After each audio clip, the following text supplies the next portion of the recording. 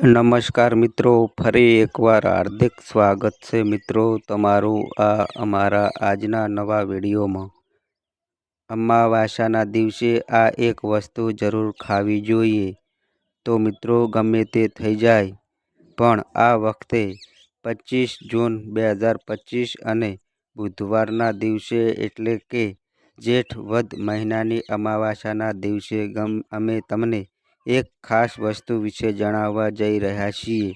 જો તમે 25 જૂન અમાવાસ્યાના દિવસે આ વિડીયોમાં જણાવ્યા મુજબ શુભ મુહૂર્ત જોયા પછી આ એક વસ્તુ ખાશો તો તમારા ઘરમાં એટલી સુખ સમૃદ્ધિ આવશે કે તે ક્યારેય પૂર્ણ નહીં થાય। 25 જૂનના રોજ અમાવાસ્યાના ખાસ દિવસે જે લોકો આ એક વસ્તુ ખાય છે તેમના ઘરમાં આખું વર્ષ સુખ સમૃદ્ધિ આવે છે। જેઠ વદ મહિનાની અમાવાસ્યા ખૂબ જ ખાસ અને ચમત્કારી અમાસ છે। મહિલાઓ પોતાની ઈચ્છાઓ પૂર્ણ કરવા અને ઘરમાં સુખ અને સમૃદ્ધિ લાવવા માટે જેઠ વદ મહિનાની અમાવાસ્યાનો ઉપવાસ કરે છે। ભલે તમે આ વ્રત રાખો કે ન રાખો પણ જેઠ વદ મહિનાની અમાવાસ્યાના દિવસે તમારે આ એક વસ્તુ ખાવી જોઈએ। આનાથી તમારા ઘરમાં એટલી સુખ સમૃદ્ધિ આવશે કે તમે તેને સંભાળી શકશો નહીં। એટલા માટે તમારા પોતાના લાભ માટે આ વિડીયો અંત સુધી જરૂર જુઓ।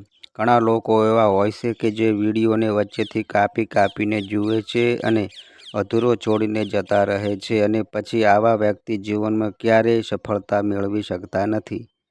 તેથી કૃપા કરીને તમારા ભલા માટે આ વિડીયોને અધવચ્ચે છોડીને ન જાઓ, કારણ કે મિત્રો જેઠ વદ મહિનાની આ અમાવાસ્યા 144 વર્ષ પછી એક દુર્લભ સંયોગમાં બનવા જઈ રહી છે। 25 જૂન બુધવાર અમાવાસ્યાના દિવસે તમે કાંઈ પણ ખાઓ કે ના ખાઓ પરંતુ તમારે આ એક વસ્તુ ખાવી જ જોઈએ। ભગવાન શિવ અને દેવી લક્ષ્મીના આશીર્વાદ તમારા ઘરમાં એટલી સુખ સમૃદ્ધિ આવશે જેની તમે ક્યારેય પણ કલ્પના નહીં કરી હોય। તો મિત્રો એ વસ્તુ વિશે જાણીએ તે પહેલાં વિડીયોને લાઈક કરી શેર કરો, ચેનલને સબસ્ક્રાઈબ કરી દેજો અને કોમેન્ટ બોક્સમાં જય માં લક્ષ્મી અને જય શ્રી કૃષ્ણ ભગવાન તથા હર હર મહાદેવ લખી દેજો અને આ વિડીયોને અંત સુધી જોતા રહેજો। અમે તમને એ પણ જણાવીશું કે ગમે તે થાય પણ 25 જૂન અને બુધવારના દિવસે જેઠ વદ મહિનાની અમાવાસ્યાના દિવસે ભૂલથી પણ ઘરમાં આવું ભોજન ન બનાવો અને ખાઓ નહીં, નહીંતર આખો પરિવાર બરબાદ થઈ જશે। તેમજ આ વિડીયોમાં અમાવાસ્યાના દિવસે તમારે શું ખાવું જોઈએ જેથી તમારે તમારા જીવનમાં ભગવાન ભોળેનાથના આશીર્વાદ મેળવી શકો અને આ વિડીયોમાં અમે તમને એ પણ જણાવીશું કે ભૂલથી પણ આ 4 કામ ક્યારેય ન કરવા, નહીંતર બરબાદ થતાં વાર નહીં લાગે। તેમજ અમાવાસ્યાના દિવસે જે પણ માતાઓ અને બહેનો આ 4 કાર્યો કરે છે તેમનું જીવન બરબાદ થઈ જાય છે। જે ઘરમાં આ 4 કામ થાય છે ત્યાં દેવી લક્ષ્મી કાયમ માટે ઘર છોડીને ચાલ્યા જાય છે અને તમને એ પણ જણાવીશું કે જો તમે આ અમાવાસ્યાના દિવસે આ વસ્તુઓનું દાન કરશો તો તમારા ઘરમાં ક્યારેય પૈસાની કમી નહીં રહે। મિત્રો આ જાણકારી તમારા માટે એકદમ ફ્રી છે। તો મિત્રો કૃપા કરીને આ અમારી મહેનતને સપોર્ટ કરવા માટે અમારી ચેનલને સબસ્ક્રાઈબ કરીને આ વિડીયોને અંત સુધી જોતા રહેજો। તો મિત્રો ચાલો હવે જાણીએ કે 25 જૂન અને બુધવારે અમાવાસ્યાના દિવસે કઈ વસ્તુ ખાવી જોઈએ। જેઠ વદ મહિનાની અમાવાસનો દિવસ હિન્દુ ધર્મના લોકો અને ભક્તો માટે શ્રેષ્ઠ માનવામાં આવે છે। આ દિવસે કરવામાં આવેલ કોઈ પણ ઉપાય ક્યારેય વ્યર્થ જતો નથી, એટલે કે તે હંમેશા લાભ પ્રદાન કરે છે। તો મિત્રો આ વિડીયોમાં અમે તમારી બધી મૂંઝવણ દૂર કરીશું અને સંપૂર્ણ માહિતી માટે તમારે ફક્ત આ વિડીયો સંપૂર્ણ જોવો પડશે। અને ઘણા લોકોના આ પ્રશ્નો આવી રહ્યા છે કે જો આપણે અમાવાસ્યા પર પવિત્ર નદીઓમાં સ્નાન કરી શકીએ તો આપણે શું કરવું જોઈએ। આજે આપણે આ વિડીયોમાં આ બધા પ્રશ્નોના જવાબો જણાવીશું અને એ પણ જાણીશું કે 25 જૂન અને બુધવારના દિવસે આપણે કઈ વસ્તુ ખાવી જોઈએ અને અમાવાસ્યાની રાત્રે તુલસી સાથે આ એક વસ્તુ બાંધવી જોઈએ. જો તમે અમાવાસ્યાના દિવસે આ ખાસ વસ્તુ તુલસીને બાંધો છો તો દેવી લક્ષ્મીના આશીર્વાદથી તમારા જીવનની બધી ગરીબી દૂર થઈ જશે. તો કૃપા કરીને વિડીયો સંપૂર્ણ જુઓ.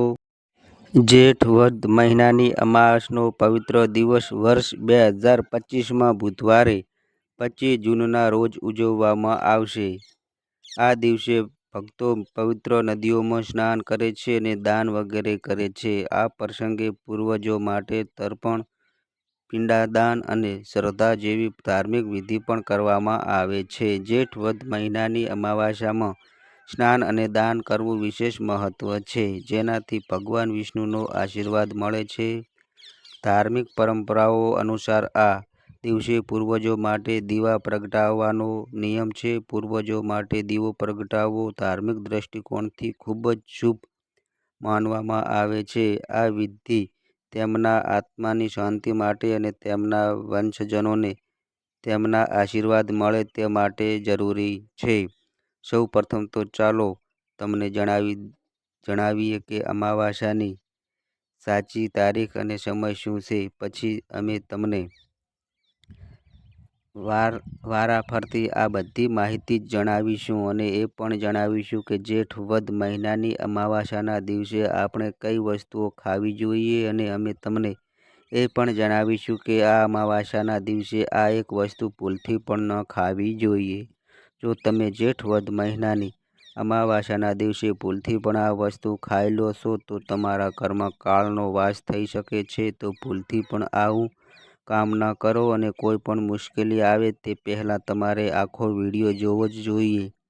આ એક ખૂબ જ ખાસ અને માહિતીસ્પ્રદ વિડીયો છે. તો ચાલો હવે જેઠ વદ મહિનાની અમાવાસ્યાની સાચી તારીખ અને સમય અને શુભ મુહૂર્ત વિશે જાણીએ. પણ તે પહેલાં હજુ સુધી કોમેન્ટ બોક્સમાં જય મા લક્ષ્મી અને ઓમ નમઃ શિવાય ન લખ્યું હોય તો કૃપા કરીને કોમેન્ટ બોક્સમાં જય માતા લક્ષ્મી અને ઓમ નમઃ શિવાય લખી દેજો. મિત્રો, વૈદિક પંચાંગ અનુસાર જેઠ વદ મહિનાની અમાવાસ્યાની તિથિ 24 જૂન 2025ના રોજ રાત્રે 12 કલાકે અને 11 મિનિટે શરૂ થશે. આ તારીખ બીજા દિવસે એટલે કે 25 જૂનના રોજ રાત્રે 12 વાગ્યાની આસપાસ સમાપ્ત થશે. ઉદય તિથિ પ્રમાણે જેઠ વદ મહિનાની અમાસ પછીના રોજ ઉજવવામાં આવશે. બ્રહ્મ મુહૂર્ત સવારે 4:10થી 4:52 સુધી રહેશે. અભિજીત મુહૂર્ત બપોરે 12 વાગ્યાને 11 બપોરે 1 વાગ્યા સુધી રહેશે. આ દરમિયાન સ્નાન દાન કરો છો તો શુભ ફળની પ્રાપ્તિ થાય છે. આમ જોઈએ તો અમાવાસ્યાની તિથિએ રાત્રિની તિથિએ ઉદય તિથિ અનુસાર પણ ઘણા ભક્તો અમાવાસ્યાની તિથિ મનાવે છે, પરંતુ રાત્રે જ્યારે અમાવાસ્યા હોય, ઘોર અંધકાર હોય, ચંદ્રમાના દર્શન ન થતા હોય એ જ તિથિને અમાવાસ્યા તિથિ કહેવાય છે. એ પ્રમાણે જોઈએ તો અમાવાસ્યાની તિથિ તારીખ 25 જૂન 2025 અને બુધવારે આવે છે. એટલા માટે અમાવાસ્યાનું વ્રત રાખવાનું રહેશે. અમાવાસ્યા હોય ત્યારે રાત્રે અમાવાસ્યાનું પૂજન થાય છે. જે ભક્તો સ્વાસ્તિક છે તેઓ સ્વાસ્તિક પૂજન કરે છે. જે ભક્તો તાંત્રિક છે તેઓ તાંત્રિક પૂજા કરે છે. માટે રાત્રિની પૂજા વિશેષ મનાય છે. એટલા માટે અમાવાસ્યા ઉજવવાની રહેશે. અને જે ભક્તો સૂર્યોદય તિથિ પ્રમાણે અમાવાસ્યાનું વ્રત રાખવા માગે છે તથા અમાવાસ્યા ઉજવવા માગે છે તેઓ 25 જૂન 2025 બુધવાર છે એટલે અમાવાસ્યા થશે ત્યારે પણ વ્રત ઉપવાસ રાખી શકાય છે. પરંતુ અમાવાસ્યા વિશેષ છે કારણ કે રાત્રિની તિથિ પ્રમાણે જ અમાવાસ્યાની તિથિ ઉજવાય છે. જેની માન્યતા હોય એ પ્રમાણે અમાવાસ્યાનું વ્રત રાખી શકે છે. મિત્રો, બધી અમાવાસ્યાની તિથિઓમાં જેઠ વદ મહિનાની અમાવાસ્યા ખૂબ જ ખાસ માનવામાં આવે છે. આ દિવસે દેવતાઓ ગંગા, યમુના અને સરસ્વતી નદીના સંગમ પર નિવાસ કરે છે. તેથી જેઠ વદ મહિનાની અમાવાસ્યા પર આ પવિત્ર નદીના પાણીથી સ્નાન કરવામાં આવે છે. આ દિવસે જરૂરિયાતમંદોને દાન કરવાથી વ્યક્તિને શુભ ફળ મળે છે. તેની સાથે ભગવાન વિષ્ણુના આશીર્વાદ પણ મળે છે. તો ચાલો હવે જાણીએ કે 25 જૂન અને બુધવારે એટલે કે જેઠ વદ મહિનાની અમાવાસ્યાના દિવસે ભગવાન વિષ્ણુને પ્રસન્ન કરવા માટે તુલસીના છોડ સાથે કઈ વસ્તુ બાંધવી જોઈએ. અમાવાસ્યાના દિવસે તુલસીના છોડની પૂજા કરવાનું વિશેષ મહત્વ છે. આ દિવસે પૂજા કરતી વખતે સૌપ્રથમ વ્યક્તિએ સવારે સ્નાન કર્યા પછી શુદ્ધ અવસ્થામાં તુલસીના છોડ પાસે જવું જોઈએ. આ પછી તુલસીના છોડને ગંગાજળથી સ્નાન કરાવવું જોઈએ. ગંગાજળથી તુલસીના છોડની પવિત્રતા વધુ વધે છે અને પર્યાવરણમાં પણ પવિત્રતાની ભાવના કરાય છે. આ પછી તુલસીના છોડ પર હળદર રોળવી અને ચંદન લગાવવું જોઈએ. અમાવાસ્યાના દિવસે મિત્રો દ્વારા તુલસીના છોડ પર કલાવાર અથવા તો મૌલિકનો દોરો બાંધવાની પરંપરા છે. દોરો બાંધવાથી ભગવાન વિષ્ણુ અને માતા લક્ષ્મીના આશીર્વાદ મળે છે. આ પરંપરા ખાસ કરીને ઘરના બધા સભ્યો માટે ખૂબ સારા સ્વાસ્થ્ય અને સમૃદ્ધિની પ્રાપ્તિનું પ્રતીક માનવામાં આવે છે. દોરો બાંધવાથી પરિવારમાં સુખ, શાંતિ અને સમૃદ્ધિ આવે છે અને તે સમગ્ર પરિવાર માટે રક્ષણાત્મક કવચ તરીકે કામ કરે છે. દોરો બાંધતી વખતે વ્યક્તિએ તેને ભક્તિ અને શ્રદ્ધાથી બાંધવાની ખાસ કાળજી લેવી જોઈએ. આનાથી ઘરમાં નકારાત્મક ઉર્જા પ્રવેશથી અટકે છે અને સકારાત્મક ઉર્જા ઘરમાંથી વહેતી રહે છે. ઉપરાંત તે વ્યક્તિના જીવનમાં એક નવી ઉર્જાનો સંચાર કરે છે જે તેના કાર્યમાં સફળતા અને સમૃદ્ધિ લાવે છે. જેઠ વદ મહિનાની અમાવાસ્યા દિવસે તુલસી પાસે ગોળ, તલ અને ફળો જેવા મીઠા પ્રસાદ ચડાવવા જોઈએ. તેને ભગવાન વિષ્ણુ પ્રત્યે ભક્તિનું પ્રતીક માનવામાં આવે છે. ગોળ અને તલનું વિશેષ મહત્વ છે કારણ કે ભગવાન વિષ્ણુની પ્રિય વસ્તુ એ છે ગોળનું સેવન શરીર માટે ફાયદાકારક છે અને તેને તલ સાથે અર્પણ કરવાથી વિશેષ પુણ્ય મળે છે. ગોળ, તલ અને ફળો ચડાવવાથી ઘરમાં સમૃદ્ધિ અને ધન વધે છે. એવું માનવામાં આવે છે કે આ દિવસે ભગવાન વિષ્ણુને આ ભોગ અર્પણ કરવાથી તેમના આશીર્વાદથી વ્યક્તિના જીવનમાં ગરીબી અને મુશ્કેલીઓ દૂર થાય છે અને સુખ અને શાંતિનો વાસ થાય છે. તો ચાલો હવે જાણીએ કે અમાવાસ્યાના દિવસે કઈ વસ્તુનું દાન કરવું જોઈએ.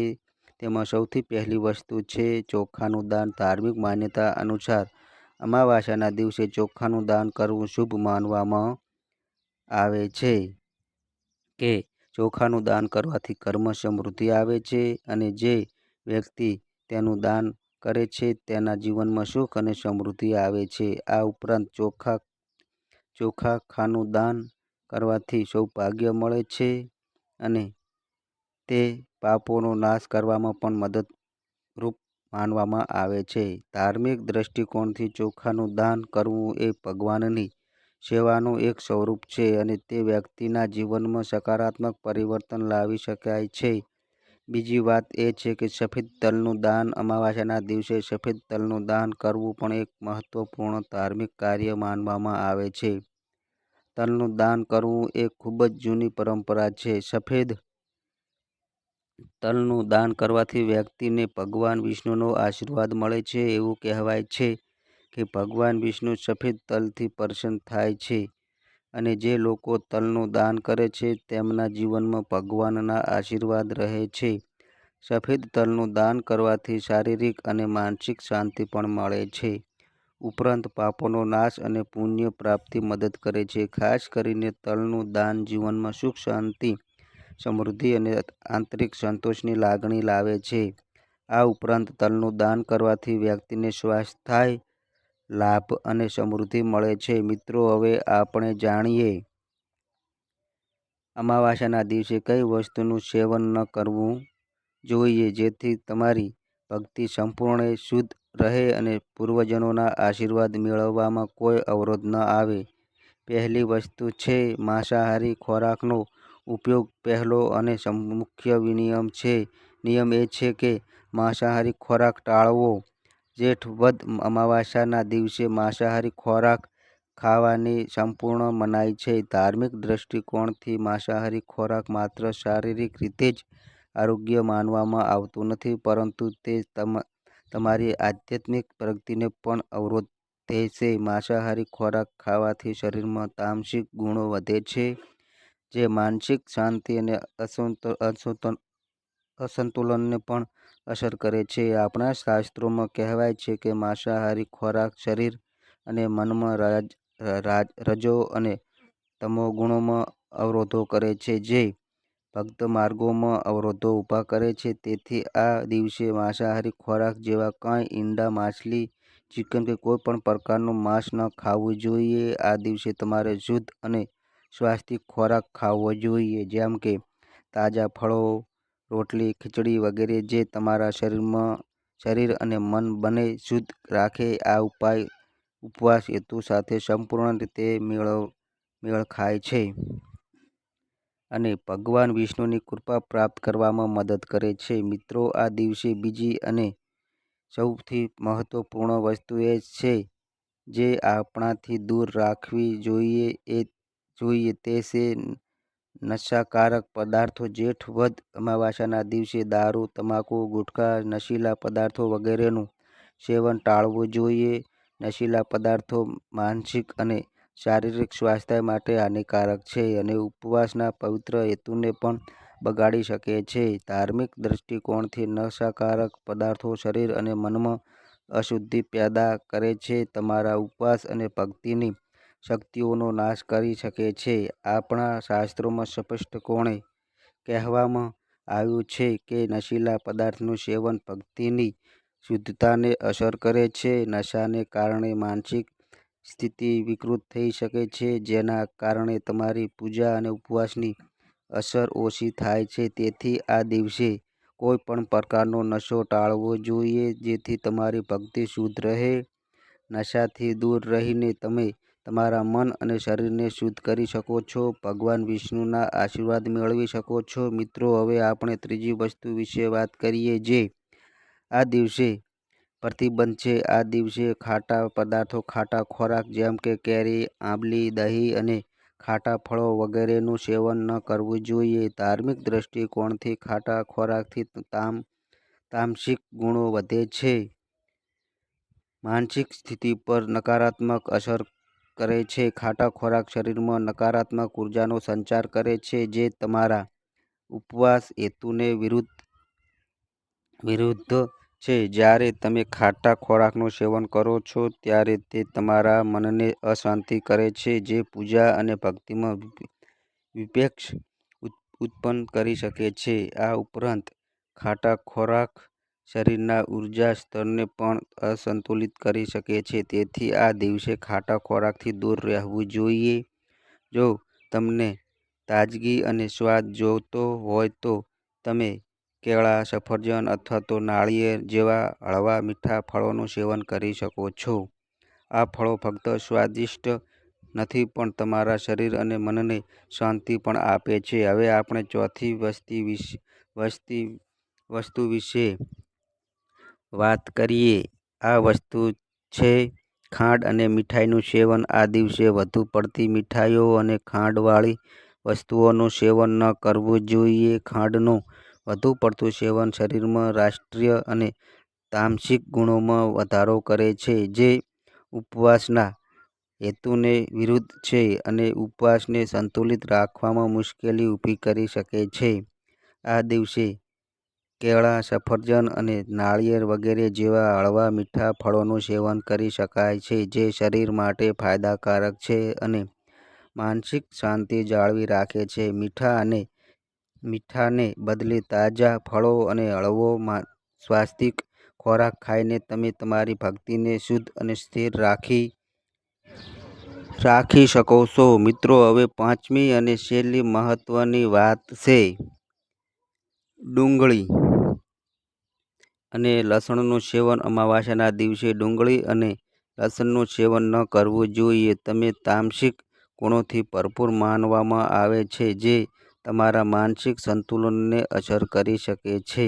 ડુંગળી અને લસણ ખાવાથી વ્યક્તિના આહારમાં અસંતુલન થાય છે અને ભક્તિમાં અવરોધ પેદા થઈ શકે છે. ડુંગળી અને લસણનું સેવન કરવાથી મનમાં ખલેલ પહોંચે છે અને વ્યક્તિની માનસિક સ્થિતિ ખરાબ થઈ શકે છે. એટલા માટે આ દિવસે આ બંનેનું સેવન ન કરવું યોગ્ય છે. તો મિત્રો ધ્યાન રાખજો આ બાબતો. તો મિત્રો આ વિડીયો ગમ્યો હોય તો વિડીયોને લાઈક કરો, શેર કરો અને મિત્રો આ અમારી ચેનલ પર નવા આવ્યા હોય તો મિત્રો ચેનલને સબસ્ક્રાઈબ કરો અને કોમેન્ટ બોક્સમાં જય શ્રી કૃષ્ણ જરૂર લખો. તમારા જીવનમાં હંમેશા સુખ અને સમૃદ્ધિ રહે એવી